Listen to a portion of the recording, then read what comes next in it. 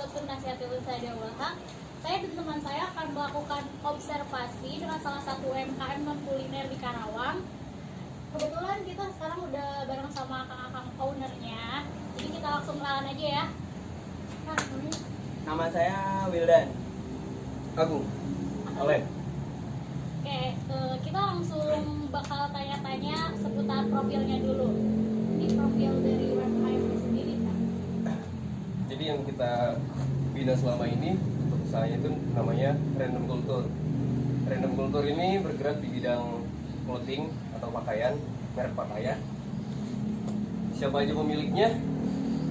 Pemiliknya gua, Agung, Rivaldi, dan ada 2 teman lainnya di sana. Mereka nggak datang di sini.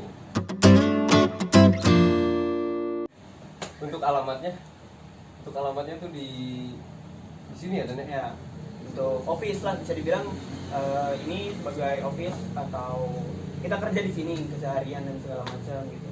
Aktivitas kerja segala macam ya di sini. Ini kan CRM sendiri nih ada beberapa orang ya pemiliknya ya. Ini Iya. sejarah awalnya gimana sih kan? Sejarah awal CSM-nya nih. Enggak, Random Culture. Oh, Random Culture berarti. Dari Random Culture.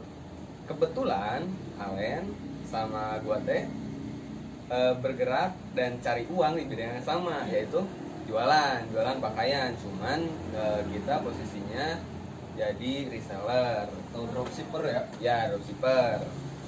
Nah, terus Alen ke rumah ngajakin dan ngungkapin keresahan hatinya mungkin.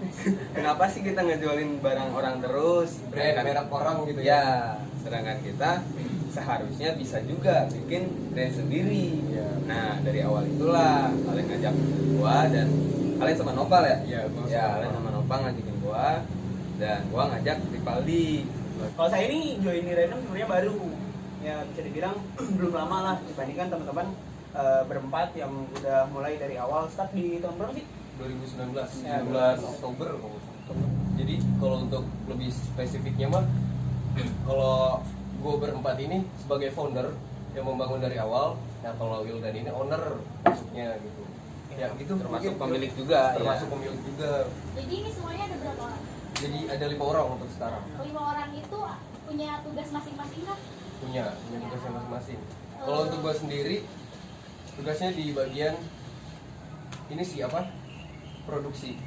Produksinya dengan gue yang menjamin kualitas bahannya, kualitas kayak packagingnya. Yang lainnya ada marketing. Nah marketing sendiri itu di Agung, untuk konten creator di Wildan, dan untuk keuangan di Rivaldi, untuk desainernya itu Noval, desainnya. Kalau nama Random Culture ini kenapa harus Random Culture gitu? Kenapa nggak yang lain? Ada filosofinya nggak? Random dengan definisi acak-acakan. Oke. Kita nggak mau berpatok sama satu jalan gitu, kayak misalkan kan kayak ada contohnya brand lain ada nih yang jalannya konsepnya itu ke satanis gitu ya, ke metal-metalan gitu, atau basic kan simple. Nah kita pengennya semuanya meluas gitu, kemana aja gitu. Nah akhirnya ditambahin kultur. Kenapa kultur? Karena kita ingin mengangkat budaya, bukan kayak budaya Indonesia kayak Habit lah. jaipongan, bukan Ya, itu. habit lah, Ya, kebiasaan yang sudah menjadi budaya gitu. ya. Sekarang kita mau nanya tentang proses produksinya. Untuk awal sampai sekarang pun kita masih di orang lain. Maksudnya di orang lain itu kita masih numpang vendor gitu. Masih vendor, kita punya Kerjasama. vendor, kerja sama vendor gitu. Jadi kita belum punya konveksi sendiri untuk saat ini. Bikin kaos nih contohnya. Kita konteks si vendornya, kita mau bikin cotton combat yang bahannya kayak apa nih? Kan cotton combat itu ada 3 jenis ya bahannya. Ada 20S, 24S, sama 30S. Nah untuk random ini kita memakai cotton 20S, cotton combat 20S gitu. Paling tebal lah gramasinya. Walaupun kondisi iklim di Iya. Karawang Iya. bisa dibilang panas ya dengan bahan yang 20S, mungkin kenapa pakai 20S deh gitu. Kalau saya pribadi lebih ke karena pasar kita memang nggak matok untuk orang-orang yang beriklim panas saja gitu. Satu lain hal kalau misalkan karena kita pemasaran luas juga gitu kan, kita basic digital juga kan ya nggak bisa pungkiri kan lebih luas gitu. Iya. Makanya ya kita pakai kain dengan ketebalan yang cukup lumayan, nggak lebih ya, biar teman-teman yang nggak di luaran yang di luaran Cikampek atau yang di luaran Karawang tetap bisa pakai, dengan catatan ya kualitas barang kita ya seperti ini gitu loh, kayaknya yang seperti ini. Untuk saat ini sih ya emang ke anak muda kita target pasarnya di umur 18 sampai 24 mungkin ya. Ya. Kalau buat penjualannya di mana aja nih, offline dan online-nya? Kebetulan untuk saat ini ya, karena sedang merintis dan sebagainya, kalau misalnya ada orderan ke kita, paling kalau yang deket bisa COD, kita ketemuan di tengah-tengah. Nah, terus juga kita ada offline store yang kebetulan ada di CSM tadi, CSM Market. Jadi tempatnya itu di mana sih? Di Jalan Regensi. Jadi CSM itu, jadi kita kerjasama dengan brand-brand lokal yang lain di Cikampek, yang kebetulan apa ya, kondisinya sama, belum bisa buka toko, pengen buka toko tapi budgetnya minim. Nah, Jadi bikinlah ruang kolektif. Nah, kolektif, bikinlah CSM. Nah. Kalau dengan CSM itu ada pembagian untung kan? Untuk modal awal paling kita kolektif buat yang pertama ya, sewa lahan, toko, ya sewa toko. Terus paling untuk pembayarannya per bulan ada, jadi buat gaji karyawan, bayar listrik dan lain sebagainya. Nah kalau untuk dari CSM sendiri dapat feedbacknya apa? CSM itu dengan per satu produk di CSM dikurangi 5.000 produk, satu produk yang terjual di CSM Buat kas ya. dibuat kas CSM-nya. Kalau untuk penjualan online ada? Jualan online ya. Ya, penjualan online ada, platform yang kita marketplace lah gitu ya, marketplace yang kita pakai Shopee, Tokopedia, digital lah ya, digital, terus ada di WhatsApp, di Instagram juga gitu kan ya. Sekarang kita mau nanya tentang keuangan dari Random Brokers nih. Kalau untuk modal awalnya gimana nih? Kolektif kita Iuran lah. Power of Di awal iuran. itu, di awal kita bikin kaos, kita patungan satu orangnya itu 300.000. Nah 300.000 ini dikali 5, 1.500.000. Nah uang 1.500.000 ini kita buat untuk kaos cotton bambu pas itu, cotton bambu. Kalau buat keuntungannya sendiri nih dari hasil penjualan? Dari hasil penjualan dari awal untuk sampai saat ini kita untuk penjualan belum, atau bagi hasilnya kita belum dibagiin, karena keuntungan itu kita putar terus untuk modal, untuk bikin artikel baru. Kondisi Random sedang merintis, sedang masih dalam proses gitu, itu bukan masalah bagi saya gitu. Dan ternyata gitu teman-teman yang lain pun ya memang memaklum juga, bukan memaklum ya, apa ya bahasanya, lebih ke ya paham situasi sih gitu. Kita masih di kondisi yang belum layak kalau kata tadi Agung bilang gitu kan, yang mungkin nanti di beberapa bulan yang akan datang dengan next project kan ya mudah-mudahan kita mampu. Kalau untuk produk yang dijual di kisaran harganya berapa aja?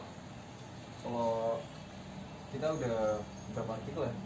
Kita itu udah ngeluarin pertama kaos, terus crew neck, hoodie, dan juga beberapa aksesoris kayak tas tote bag. Nah Beni, untuk Beni juga ya. Kupluk.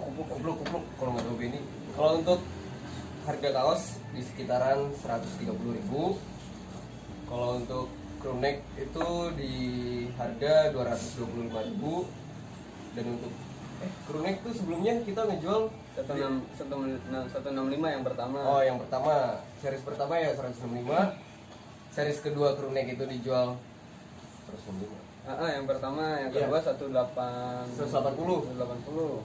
Nah, untuk series ketiga yang sekarang masih ada itu di angka 225.000. Kalau untuk hoodie itu baru satu series ya, Bu? Iya. Satu series itu harganya 200.000. Ada contohnya enggak? Nah, kebetulan banget. Sebenarnya ini udah disiapin ya dari tadi gitu. Karena minta Nunggu ditanya ya. Ya, nunggu ditanya aja sebenarnya. Ini produk hoodie series pertama kita. Ya, jadi ini tuh pakai bahan cotton flash, gramasinya sekitar, gramasi itu gue jelasin dulu. Gramasi itu ketebalan suatu bahan. Nah, ini gramasinya 280. Kalau untuk hoodie itu ketebalannya bermacam-macam. Ada yang 280 gramasi, 330 gramasi, dan paling tebalnya itu 370 gramasi. Nah, kita ngambilnya di angka 280 gramasi biar nggak terlalu gerah lah. Gitu. Nah, ini untuk sablon ya. Sablon ini memakai raster dan juga plastisol. Desainnya itu mengangkat sebuah kemanusiaan sih. Ya. Tidak semua manusia memiliki rasa kemanusiaan. Itu. Dari akan-akan nih buat para penonton ada saran nggak buat pemulai bisnis? Cara memulai ya umum banget sih ya. Kalau cara memulai menurut gue, lu jangan dulu menanyakan caranya gimana. Lu mulai dulu aja deh, baru lu memikirkan caranya itu seperti apa. Menurut gue gitu. Tahu kalau yang lainnya nih, kayak dari Agung gimana, Gung? Kalau gua sih sarannya untuk yang benar-benar mau memulai usaha tuh dipikirin lah lagi matang-matang, karena jangan menilai sebuah usaha tuh enaknya doang ya. Di dalam usaha tuh sebenarnya hasil tuh sebanding dengan proses ya. Kalau misalnya proses kita mati-matian, hasil juga ya pasti apa ya, Mati-matian? enggak bukan mati-matian, memuaskan ya. Kalau saya pribadi, motivasi saya ke diri saya sendiri, ini nggak boleh nih kondisi saya pribadi itu ada di aman terus gitu loh. Karena semuanya udah tercukupi gitu loh. Saya lebih asik untuk mencari hal baru dan menantang diri saya sendiri untuk lebih untuk keluarlah dari zona nyaman saya sendiri. Mungkin teman-teman udah pada tau lah bahasa-bahasa keluarlah dari zona nyaman dan segala macam gitu kan. Untuk saya terapkan itu gitu. Untuk bahasa seperti itu saya terapkan dengan kondisi yang random, yang bisa dibilang merintis. Ya, saya lebih suka untuk seperti itu. Dan untuk teman-teman kalau ternyata mau mulai usaha dan segala macam, nyambung lagi ke kata Agung tadi bilang gitu kan, pikirin matang-matang. Terus kalau kata Alen, betul deh. Apa coba? Mulai dulu aja. Ya, mulai dulu aja gitu kan. Karena itu semua sinkron gitu loh. Jadi ya motivasi atau apa segala macam nggak bisa dibilang ini sebagai motivasi gitu, ini nggak bisa sebagai apa segala macam. Lebih punya perspektif masing-masing aja. Jadi nggak berani gitu untuk motivasi dan segala macam. Nah, dibilangnya kita apa ya? Iya. Takutnya gimana ya? Kita sendiri pun mencap diri kita tuh belum layak lah untuk untuk mengajak atau ya, memberi saran pada orang gitu loh. Tapi kita punya perspektif Ya. cara menyemangati diri Ya. masing-masing gitu Ya. ya. Cara menyemangati diri gue sendiri tuh dengan gue mikir, ya ini waktu muda, semua pengusaha pasti punya masa yang gagal. Selagi gue muda, gue harus ngabisin masa gagal gue dulu sebelum masa tua gue dikasih gagal. Gue takut di masa tua gue nanti yang gagal, tapi sekarang habisin masa gagalnya. Kita bisa sampai ke titik seperti ini. Jujur kita mengolah semuanya itu dengan secara otodidak gitu loh. Kita pelajari semua ini dari belajar Shopee, terus belajar ngedesain, terus terjun ke vendor, tahu bahan dan segala macam. Kita otodidak, sama sekali nggak ada yang pernah Nanya. Iya, Bukan nanya maksudnya, sih, apa lebih ya? ke apa ya? Di Dikasih tahu ya, mentor lah. ya. di mentoring gitu loh. Sama sekali kita nggak punya mentor gitu. sekian dari pertanyaan-pertanyaan Oke. pada Kultur.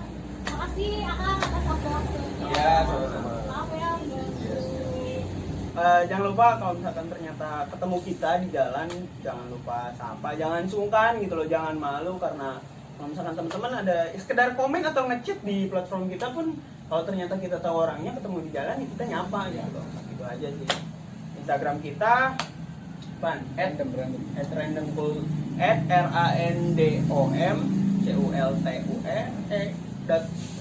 randomculture.co lah. Udah, makasih ya. Ya, oke. Sama-sama, see you. Dadah. Sekian dari kita. Assalamualaikum warahmatullahi wabarakatuh.